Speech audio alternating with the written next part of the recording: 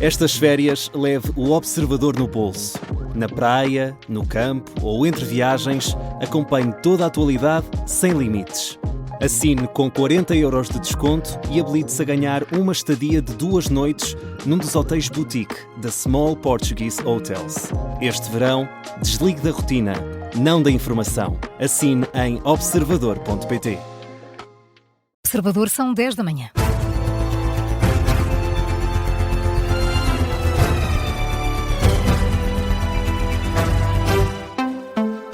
As notícias com Carla Jorge Carvalho. Pouco a pouco a cidade de Ceuta vai voltando à normalidade. Esta manhã começa a abrir parte do comércio e também alguns serviços. Isto numa altura em que centenas de imigrantes continuam nas praias de Ceuta, impedidos de entrar na cidade. A maior parte destes imigrantes que ainda se encontram em Ceuta não são marroquinos, mas de outros países do continente africano, como Sudão, Nigéria ou Argélia. Estavam em Marrocos na altura em que circularam as mensagens a dizer que as fronteiras estavam abertas. É o relato que nos chega de Ceuta, da enviada especial do Observador, Inês André Figueiredo. Do lado espanhol, há depois essa tentativa de regresso à normalidade. Ceuta está aos poucos a recuperar a normalidade. As lojas foram reabrindo, outras deixaram esse regresso para esta segunda-feira, mas no fim de semana já foi possível ver muita gente nas ruas, pessoas a caminharem, a passearem os cães, a aproveitarem as esplanadas. Um cenário completamente diferente daquele a que assistimos na quinta e na sexta-feira, em que os habitantes ficaram trancados em casa por causa da entrada de milhares de migrantes de um momento para o outro. A questão é que esta ainda é uma normalidade incompleta, até porque o exército mantém-se nas ruas, que obviamente não é normal em Ceuta, e há uma grande incerteza sobre o que vai acontecer aos migrantes que não regressaram a Marrocos. Na noite de ontem estivemos na praia, onde estão centenas de pessoas reunidas, uma praia quase a 1 hora a pé daquela por onde entraram a nado na fronteira com Marrocos, e não há respostas. Há pessoas sem comida há 5 dias, há 6 dias, o exército ontem deu água, mas os próprios migrantes acabam por ter um conjunto de perguntas na cabeça deles às quais não conseguem responder, e acabam também por aproveitar a presença dos jornalistas para perceber se há respostas políticas a nível internacional sobre a situação que estão a viver aqui em Ceuta.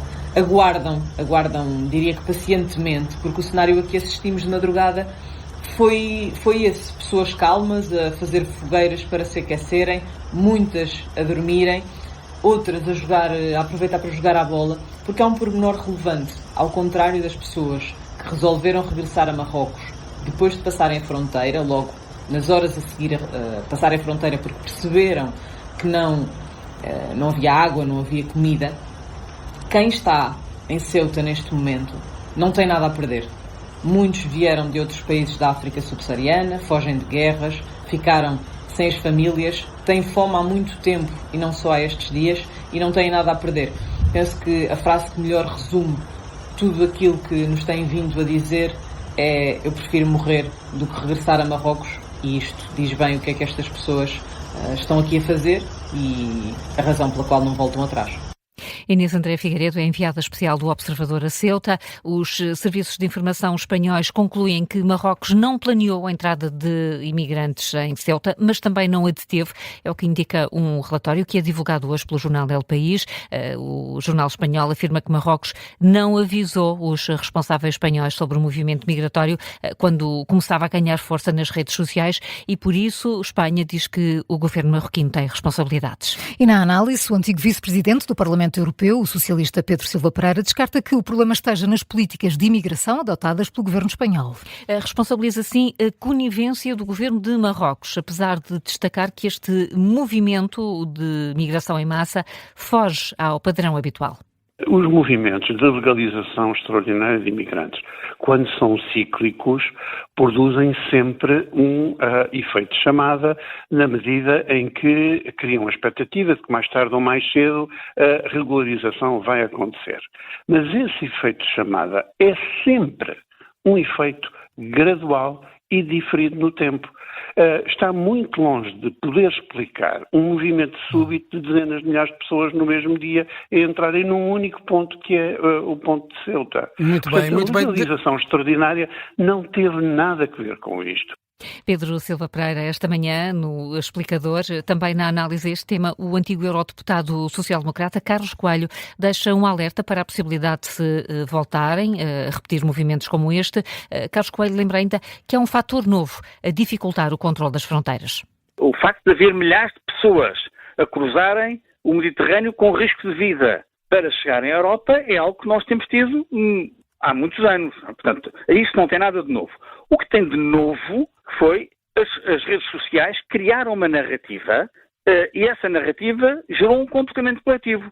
Repare, isso tem acontecido também na Europa e na América, quando narrativas falsas, badaladas pelas redes sociais, criam comportamentos coletivos. Eu correria o risco de dizer que isto que vimos agora em Marrocos pode-se repetir no mesmo local ou noutras latitudes.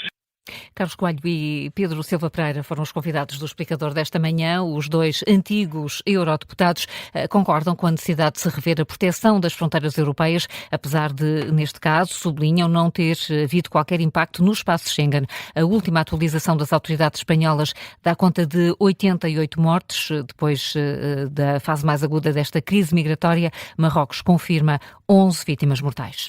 O Irão desmente Donald Trump e diz não estar em negociações com os Estados Unidos. É o que adianta esta manhã o porta-voz do Ministério iraniano dos Negócios Estrangeiros, depois de ontem o presidente norte-americano ter afirmado que cancelou um ataque massivo contra o Irão porque hoje iriam ser retomadas as negociações. Ismael Baghaei vai agora desmentir a administração norte-americana e dizer que não existem conversações em curso. Teherão recusa ainda que exista nesta altura um princípio de acordo entre Irão e Estados Unidos para a abertura do Estreito de Hormuz, contrariando também o que disse ontem Donald Trump a bordo do avião presidencial. O porta-voz do Ministério dos Negócios Estrangeiros do Irão deixa ainda uma garantia de que o bloqueio no Estreito de Hormuz vai manter-se enquanto os ataques dos Estados Unidos continuarem. Certo é que o presidente norte-americano anunciou que Estados Unidos e Irão iriam hoje voltar a sentar-se à mesa. Por cá, o Presidente da República recebe hoje uma delegação do Tribunal de Contas. O motivo da audiência não foi divulgado. O site da Presidência da República mostra apenas que a reunião acontece às 4:15 da tarde. Este encontro foi pedido depois do Parlamento ter aprovado a reforma do Governo que inclui a dispensa de visto prévio nos contratos públicos até aos 10 milhões de euros e desta proposta ter gerado polémica e enfrentado a contestação dentro do próprio Tribunal de Contas. Também poderá ser discutida a nova lei de organização e funcionamento do Tribunal de Contas, também apresentada pela AD e que está em suspenso devido às férias do Parlamento. António José Seguro tem uma outra audiência marcada para hoje com a Presidente da Iniciativa Liberal, Mariana Leitão. É recebida em Belém para falar sobre o atual estado do país. Esta reunião acontece às 3:30 da tarde. E o Ministro da Educação é hoje chamado ao Parlamento, isto numa altura em que a Missão Escola Pública continua a relatar problemas no processo de correção dos exames nacionais. Este movimento diz que existem professores com relatos de falta de folhas de continuação na correção das provas de reapreciação e, por isso, a Missão Escola Pública diz que será muito difícil cumprir o prazo estabelecido para a divulgação dos resultados. Esta organização de professores teme que as pautas fixadas na próxima sexta-feira tenham erros semelhantes às que tiveram as da primeira fase. O Ministro Fernando Alexandre poderá responder a esta e outras questões na reunião da Comissão Permanente. Está marcada para começar às 3 da tarde. Foi convocada em conferência de líderes a pedido do Partido Socialista, de lembrar que ainda há alunos da primeira fase que não sabem a nota que tiveram nos exames nacionais do secundário. São agora 10:09. Antes do Contracorrente, Carla, que outras notícias merecem destaque? A imprensa russa diz que 6 pessoas morreram depois dos ataques desta noite da Ucrânia em várias zonas da península da Crimeia. O ataque ucraniano atingiu armazéns e infraestruturas energéticas. No futebol continua a mexer o mercado de transferências. O guarda-redes Lukas Ornicek deixa o Sporting de Braga e é reforço do Newcastle de Inglaterra. A saída do guarda-redes checo vai render 30 milhões de euros aos cofres do clube português. O negócio foi oficializado esta manhã entre os dois clubes.